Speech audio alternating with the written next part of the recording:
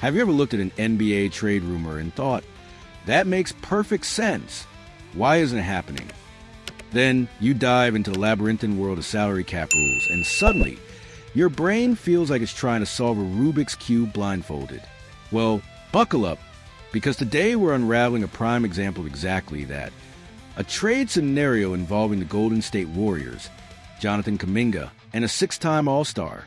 On paper, it looks like a slam dunk, but in reality, it's more like trying to fit a square peg into a multi-million-dollar round hole. The Warriors, it seems, just said a resounding no to a significant trade. And the reason is as obvious as it is frustratingly complex. Let's break down why this deal, which could have reshaped their roster, simply couldn't get off the ground. 4 weeks now, the air around the Golden State Warriors has been thick with whispers and speculation. Jonathan Kuminga, the young, athletic forward, has been a hot commodity on the trade market since free agency kicked off. And who's been knocking loudest on the Warriors' door?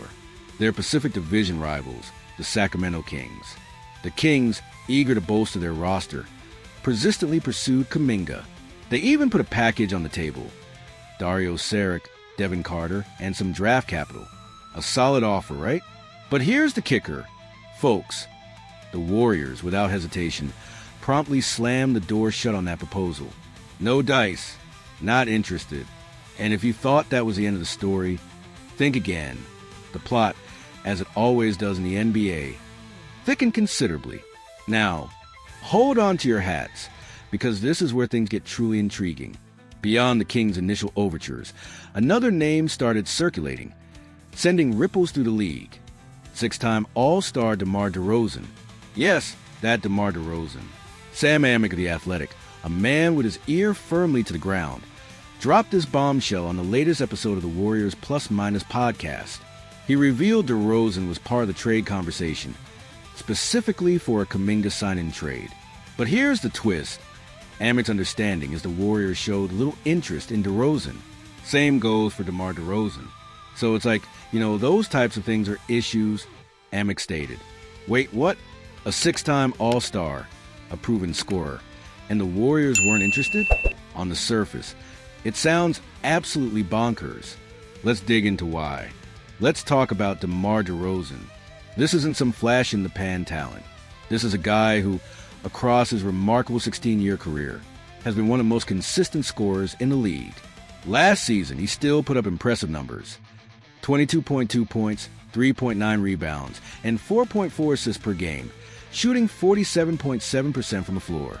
For a Warriors team that needs another reliable ball handler and playmaker beyond Stephen Curry and Jimmy Butler, DeRozan as a pure bucket getter makes a lot of sense.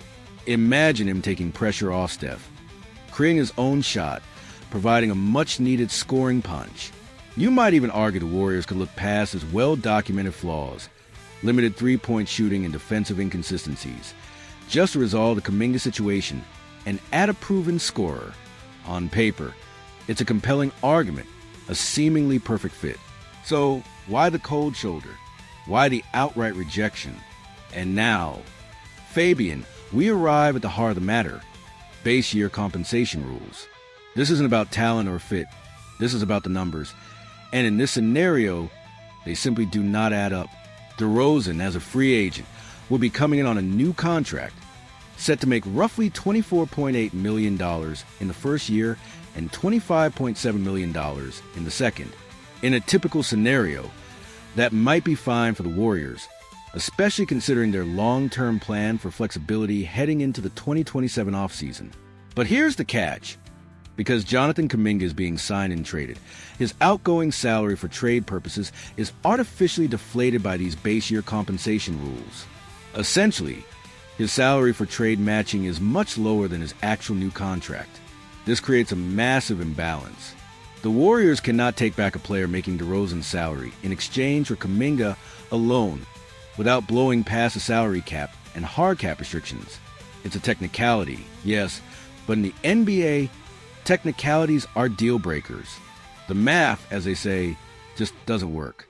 So, if a direct Kuminga for DeRozan swap is off the table, is there any path for the Warriors to land a six-time All-Star? There is, but it comes with a price the Golden State front office would find incredibly difficult to stomach. The only realistic way to acquire DeRozan would be to send out not just Jonathan Kuminga, but also another valuable rotation piece, like Moses Moody or Buddy Hield. Even then, it's not a simple two-team deal. One of those additional players would likely need to be rerouted to a third team, primarily because the Sacramento Kings are hard-capped at the first apron. Think about that, Fabiano. Giving up Kuminga for DeRozan might be digestible, but adding another young, promising talent like Moses Moody or a proven shooter like Buddy Hield just to make salaries align, that's a whole different ballgame. Unless the Warriors were also receiving significant draft capital, multiple first-round picks, perhaps parting with Kuminga and another rotation player would likely be too much to ask. It's a bitter pill, a move that would significantly deplete their already thin roster depth for a player who, while talented, doesn't address all their needs. This isn't just complicated. It's a strategic nightmare. So, while the idea of DeMar DeRozan in a Warriors uniform might be tantalizing for some fans, the reality of the NBA's intricate financial rules makes it an almost impossible dream right now. It's a stark reminder that in professional basketball, talent alone isn't enough. The numbers have to make sense. And in this Kuminga sign-and-trade saga, the numbers are screaming no. It's not impossible to envision DeRozan ultimately landing with the Warriors, perhaps through a more complex, multi-team deal. But as of today, a simple swap is firmly off the table. This is a complicated nature of the NBA's offseason, where every potential move is a puzzle, and sometimes the pieces just don't fit. You walk away from this feeling informed, perhaps a little frustrated, but certainly with a deeper understanding of just how intricate these roster decisions truly are. What do you think? Are the Warriors right to be so rigid with their trade demands? Or should they be more flexible to land a player like DeRozan? Let us know your thoughts in the comments below. And if you found this deep dive into the NBA salary cap maze insightful, please hit that like button and subscribe to the channel for more exclusive news breakdowns and analyses. Your support helps us bring you the stories that matter.